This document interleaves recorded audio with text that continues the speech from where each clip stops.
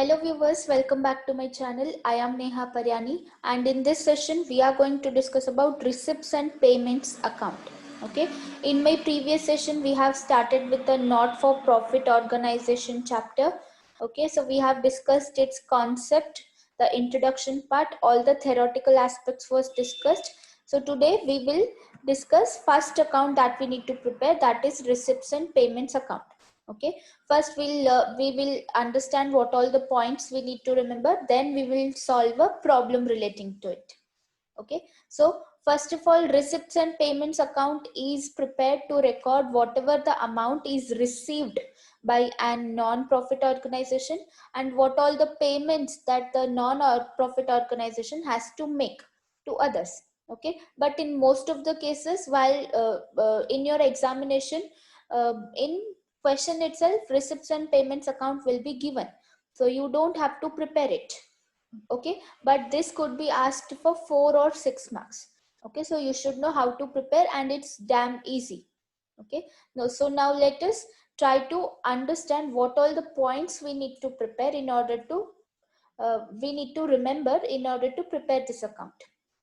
Okay, first point is it is very similar to cash account, or you can also say cash book. Okay, so if you remember in your 11th standard or while you were learning the basics of accounts, you must have prepared cash account or cash book. Okay, so receipts and payments account is very similar to it. So you just have to record receipts on one side.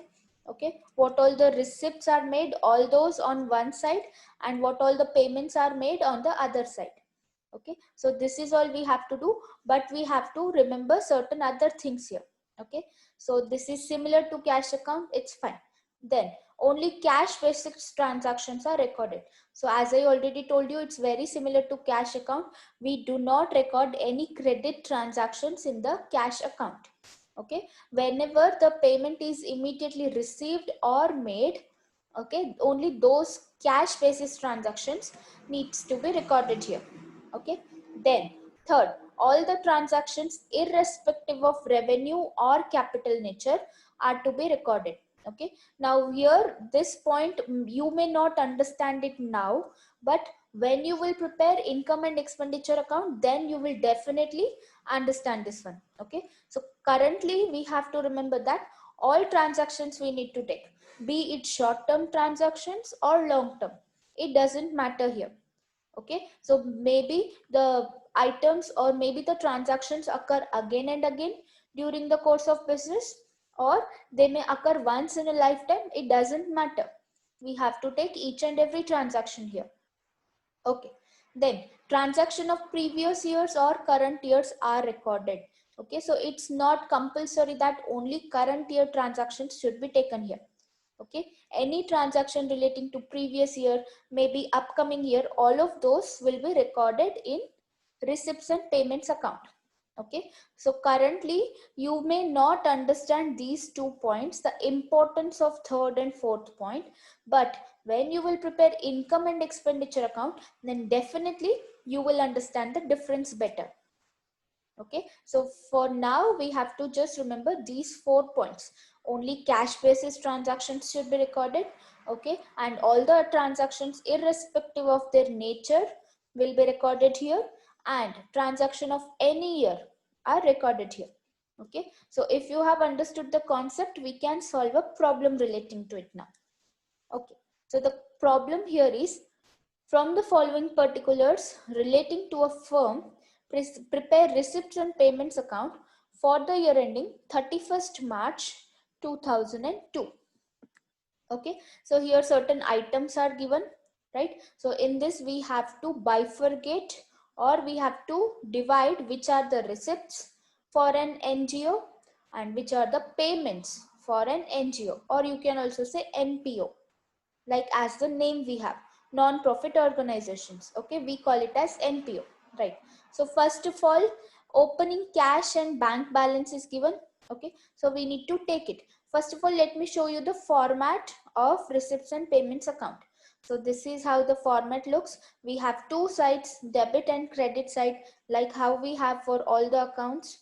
Okay, so on debit side we have to record receipts and amount, Okay, on payments, on credit side, we have to record payments and amount. Okay, very similar to cash account, right?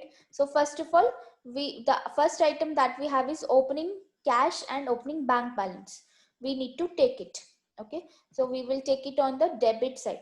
We will take it as balance brought down, cash in hand. Just take whatever the amount is given here, rupees 1000, and opening balance of bank is 7200. So 1000 and cash at bank, rupees 7200. Okay, next thing that we have here is subscriptions collected. Okay, so you have to decide whether it's a receipt or it's a payment for an NPO. Okay, so if you have understood the concept properly, I told you subscription is one of the source of income for a non-profit organization. Okay, whenever any person buys the subscription or becomes the member of an NPO, they have to pay the amount. We call it as membership fee, or sometimes we call it as subscription. Okay, it's the one of the main source of revenue to the NPO. Okay, and it is directly given. Subscriptions collected, it means we have received the amount. It's my income, I'm receiving the amount. Okay, for all these years the subscriptions are given. Totally subscription of 9000 we have received. Okay, so I will mention it in the receipt side. Subscription, you can specifically mention for all the years, 1999, 2000 and 2001. Okay, so as I told you, the transactions of current year, previous year, upcoming year, all the transactions we can take it here. Okay, so I'm taking subscription amount collected for all the years, 500, 7600 and 900. 500, 7600 and 900. Okay, totally I received 9000 rupees of subscriptions. Then come back to question, we have sale of refreshments. Okay, so again, if I'm selling something, I'll get revenue or I'll get income. Basically I'll receive some money, so it's my receipt. Okay, rupees 1000. So take it as it is, sale of refreshments, rupees 1000. Okay, come back to question, we have entrance fee received. So entrance fee received, again it's directly given, it's an receipt. I'm receiving certain income whenever a person enters into our NPO. Again rupees 1000. So I'll take it in receipt side, entrance fee received, rupees 1000. Okay, then come back to question, we have sale of old sports material. Again I'm selling something, so in return I will get certain money. I'm receiving 1200 rupees by selling old sports material, so it's my receipt. Sale of old sports material, rupees 1200. Then come back to question. Now we have donations received for Fabullion. Okay, so one specific purpose we are receiving the donation here. Again, while explaining you the concept, I told you that donation is the main source of income of an NPO. Okay, donations and subscriptions, or you can say charity or membership fees. These are the main source of income for an NPO. Okay, and it's again clearly given donations received. So it's my receipt. So I'll take it here. Donation received. Okay, so for whatever purpose we may receive the donation here, okay, it's my receipt. Rupees 4600. So mention it as it is, 4600. Then come back to question.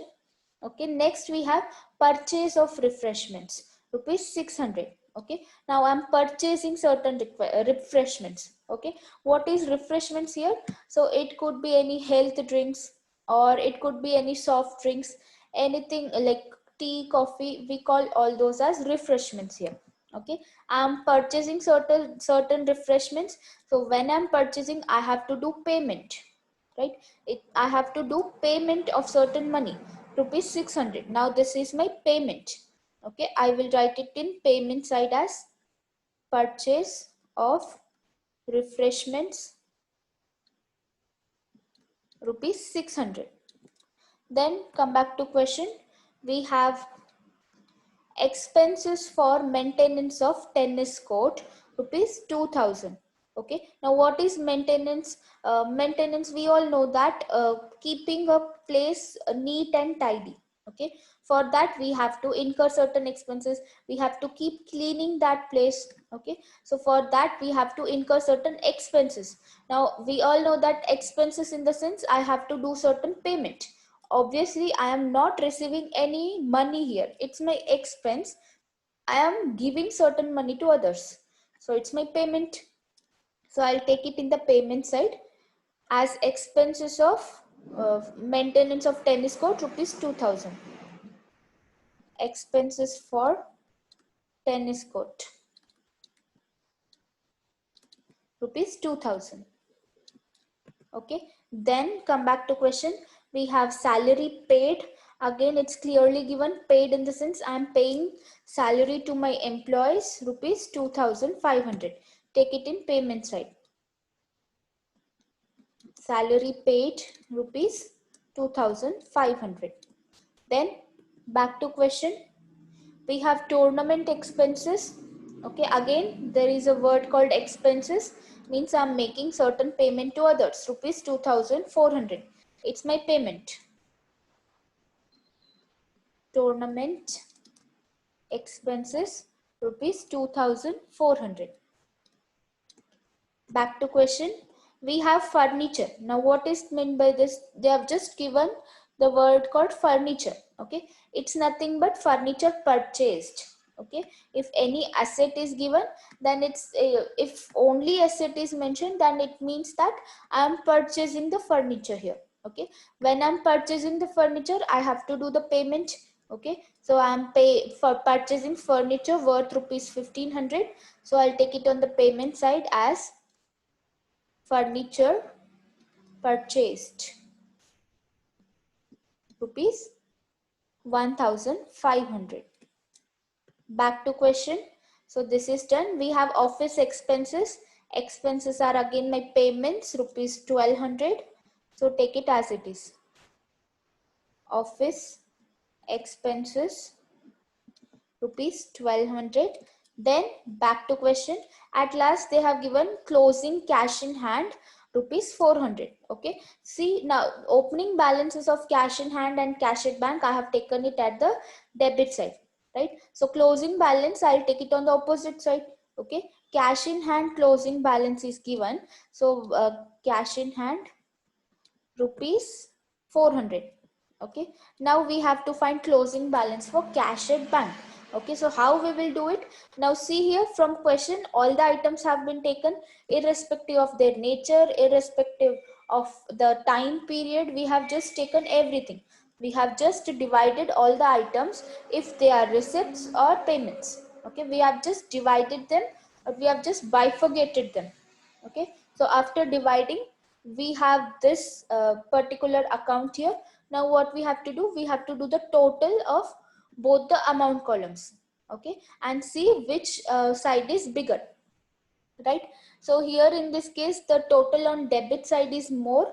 It means debit side is bigger, rupees 25,000. Okay, mention the same amount on the opposite side as well, 25,000.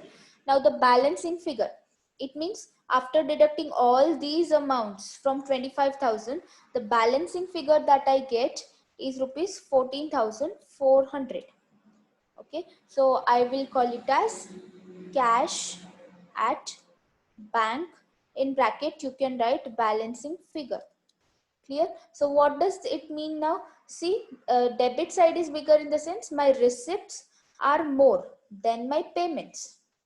Okay, so it means that this is a profit, but we usually do not call the word profit in for an NPO. We will never use the word profit for an NPO. We will just mention it as cash at bank balancing figure. That's it. Okay, so this is how we prepare receipts and payments account. It's very easy, nothing complicated. If you just know which are the receipts and which are the payments for an NPO, then you can easily do it. But the thing is, in most of the cases, receipts and payments account will already be given in your question. So you don't have to prepare it. You have to prepare the next account after this. That is income and expenditure account, which we will learn in my upcoming class. Okay, so if you like this particular video, please hit the like button. Also subscribe to the channel. You can share the video with your friends. You can ask me any doubts in the comment section below. I hope to see you in my next videos. Till that, happy learning.